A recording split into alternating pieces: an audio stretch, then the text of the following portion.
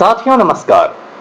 पटना बिहार से मैं Amitabh Kumar Das, IPS 94 batch, और आप देख रहे हैं मेरा अपना यूट्यूब चैनल दास बोले बिंदास। साथियों, इस चैनल में मैं आपको ऐसी जानकारियां भी देता हूं जिनको जानना जरूरी है, लेकिन जिनको ज्यादातर लोग नहीं जानते।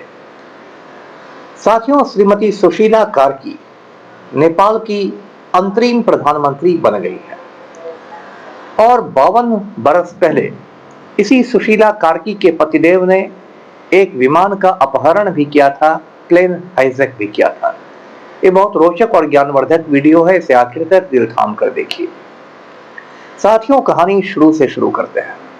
नेपाल के तराई में यानी मैदानी इलाके में एक शहर है विराट नगर। ये विराट नगर जो शहर है, ये काठमांडू के बाद नेपाल का सबसे बड़ा शहर माना जाता है और बिहार की सीमा से काफी करीब है। नेपाल का जो सबसे महत्वपूर्ण राजनीतिक परिवार है कोइराला परिवार, वो विराट नगर से ही आता है। आज से लगभग 60 बरस पहले मेरे बाबूजी भी विराट नगर में तैनात थे, इंडियन एड मिशन में काम करते थे विराट नगर में, और बचपन में मैं उनके मुंह से विराट नगर की बहुत कहानियां सुनता था। तो ये जो सुशीला कार्की हैं, ये विराट नगर में ही पैदा हुई थी और इन्होंने वहां महेंद्र मोरांग कॉलेज से ग्रेजुएशन किया, यानी स्नातक तक की पढ़ाई की। इसके बाद ये बीएचयू में आ गई, बनारस हिंदू यूनिवर्सिटी जो है वाराणसी में, उसमें आ गई और 1975 में इन्होंने पॉलिटिकल साइंस में एमए किया। अब पॉलिटिकल साइंस में एमए से मुझे याद आता है, हमारे देश के जो नालायक प्रधानमंत्री हैं नरेंद्र मोदी, इन्होंने भी दावा किया था कि मैंने 1978 में दिल्ली यूनिवर्सिटी से पॉलिटिकल साइंस में एमए किया था, लेकिन जब इनसे डिग्री मांगी गई तो इनकी डिग्री का कोई अता पता ही नहीं है। सोशल मीडिया पर एक फर्जी डिग्री वायरल हुई मोदी की, तो उसमें सब्जेक्ट का नाम था, विषय का नाम था एंटायर पॉलिटिकल साइंस। अब एंटायर पॉलिटिकल साइंस के नाम से कोई विषय दुनिया के किसी कॉलेज यूनिवर्सिटी में पढ़ाया ही नहीं जाता है। तो ये तो मोदी जी की महिमा है।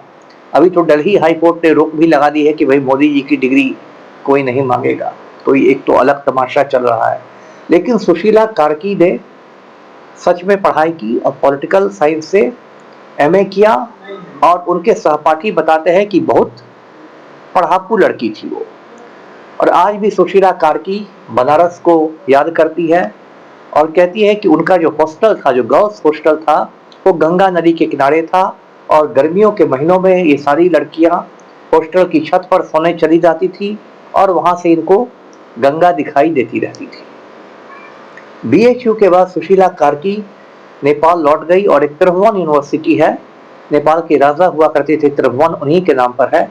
त्रिभुवन यूनिवर्सिटी से इन्होंने कानून की पढ़ाई की, यानी एलएलबी की डिग्री ली। इसके बाद इन्होंने वकालत शुरू की, धीरे धीरे तरक्की करती रही, बाद में ये जज बनी और फिर सुप्रीम कोर्ट में जस्टिस बन के आ गई। सन 2016 से 17 तक लगभग 1 बरस तक ये सुप्रीम कोर्ट में चीफ जस्टिस रही। नेपाल के सर्वोच्च न्यायालय की पहली महिला मुख्य न्यायाधीश रही। उसमें कुछ विवाद भी इन पर हुए, इनके खिलाफ इम्पीचमेंट मोशन लाया गया है संसद में, महाभियोग प्रस्ताव जिसको कहते हैं, इनको हटाने के लिए।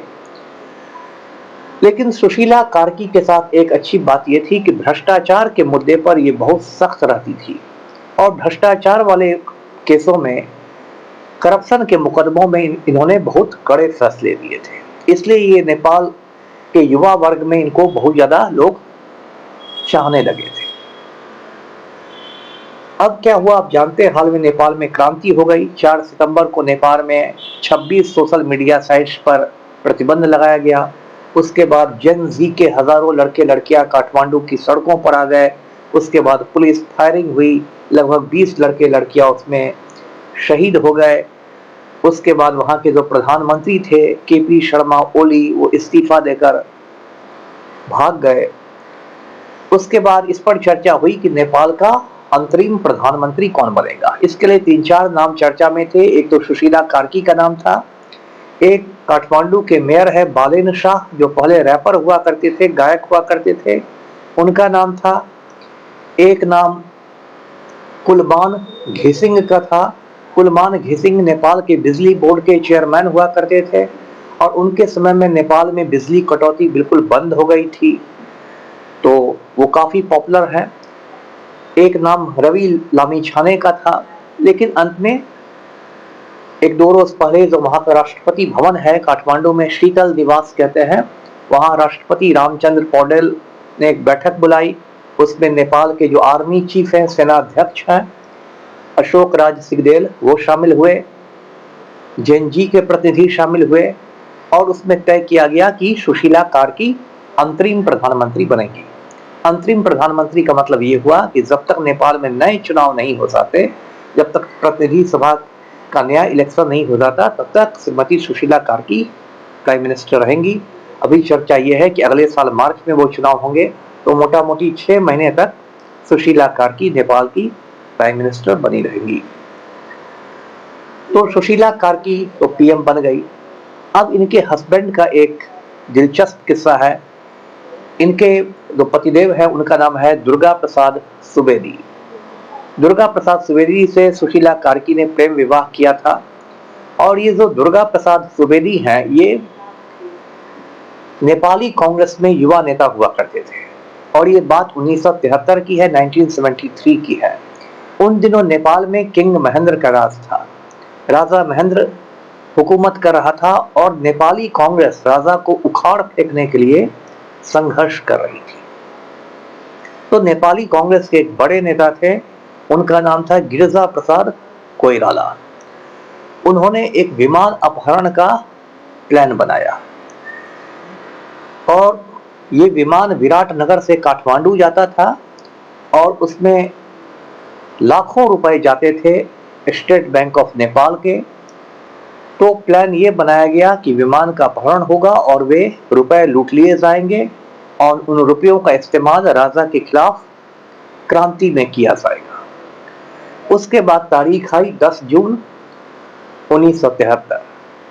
ये दुर्गा प्रसाद सुवेदी अपने 2 साथियों के साथ विमान में सवार हो गए। इन लोगों ने सुरक्षा को ढता बता के, चकमा दे के अपने साथ हथियार रखे हुए थे और विमान जहां उड़ा विराटनगर से काठमांडू के लिए, इन लोगों ने विमान को हाईजैक कर लिया और पायलट को आदेश दिया कि वो उस विमान को बिहार के शहर फारबिसगंज में उतार दे।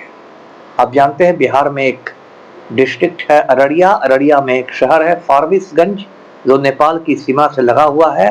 तो पायलट को आदेश दिया गया कि वो फारबिसगंज में उतार दे प्लेन को। उस विमान में हिंदी फिल्मों की जानी मानी एक्ट्रेस माला सिन्हा भी सवार थी। माला सिन्हा आप जानते हैं गुजरे जमाने की बड़ी एक्ट्रेस हुआ करती थी। मुझे उनकी एक फिल्म बहुत पसंद है, धर्मेंद्र माला सिन्हा की आंखें। तो माला सिन्हा भी विमान में सवार थी, उनके शौहर भी, उनके हस्बैंड भी विमान में सवार थे। तो इस विमान को उतार दिया गया फारबिसगंज में। उसके बाद दुर्गा प्रसाद सुवेदी और उनके 2 साथियों ने जो पैसे थे, जो नकद था लगभग 4 लाख अमेरिकन डॉलर के बराबर, वो पैसे इन्होंने विमान से उतार लिए और फिर विमान काठमांडू के लिए उड़ गया। वहां बगल में ही इनके एक पुराने साथी सुशील कोइराला थे। सुशील कोइराला और सुवेदी ये सब मिलकर उस पैसे को लेके भाग निकले।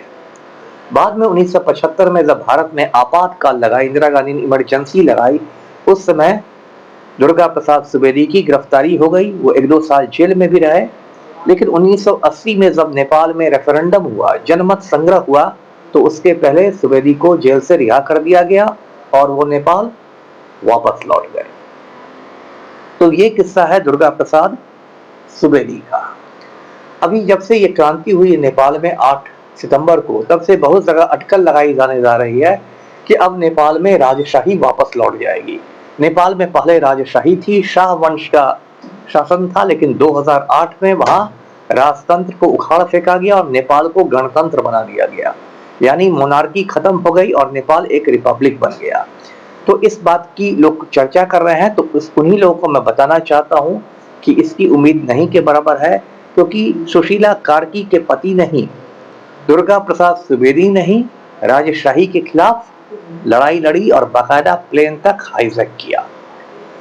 साथियों, सुशीला कार्की को एक तरह से नेपाल में कांटों का ताज मिला है। उनके लिए बहुत सारी चुनौतियां हैं, क्योंकि नेपाल की जो पुरानी पार्टियां हैं उनकी विश्वसनीयता लगभग खत्म हो गई है। नेपाल में 3 बड़े नेता थे, दो बारी बारी से प्रधानमंत्री बनते थे, एक केपी शर्मा ओली, एक शेर बहादुर देउबा और एक पुष्प कमल दहाल उर्फ प्रचंड। यही 3 प्रधानमंत्री बारी बारी से बनते थे और मिली जुली सरकारें बनती थी। इन सारे लोगों की जो क्रेडिबिलिटी है, विश्वसनीयता है, वो मिट्टी में मिल गई है। तो 6 महीने में जो सबसे महत्वपूर्ण काम करना पड़ेगा सुशीला कार्की को, वो ये कि एक तो उनको भारत से अच्छे संबंध बनाने पड़ेंगे। केपी शर्मा ओली के समय भारत से बहुत बिगड़ गए थे संबंध नेपाल के, क्योंकि उत्तराखंड के लिपुलेख इलाके पर केपी शर्मा ओली नेपाल का दावा करता था। इसके अलावा सुशीला कार्की को भ्रष्टाचार पर बहुत सख्त कदम उठाने पड़ेंगे। भ्रष्ट लोगों की संपत्तियां जब्त करनी पड़ेगी और भ्रष्ट लोगों को जेल की हवा खिलानी पड़ेगी। तो ये 6 महीने की अग्नि परीक्षा है सुशीला कार्की के लिए। अगर वो अग्नि परीक्षा में कामयाब हो जाती हैं तो नेपाल के इतिहास में उनका नाम सोने के हरफों में, स्वर्णाक्षर में दर्ज हो जाएगा। यदि वो इसमें नाकामयाब हो जाती हैं तो एक बार फिर हो सकता है जेनजी काठमांडू की सड़कों पर निकला देखा जाए। तो वीडियो को लाइक करें, शेयर करें, चैनल को सब्सक्राइब कीजिए। धन्यवाद। जय।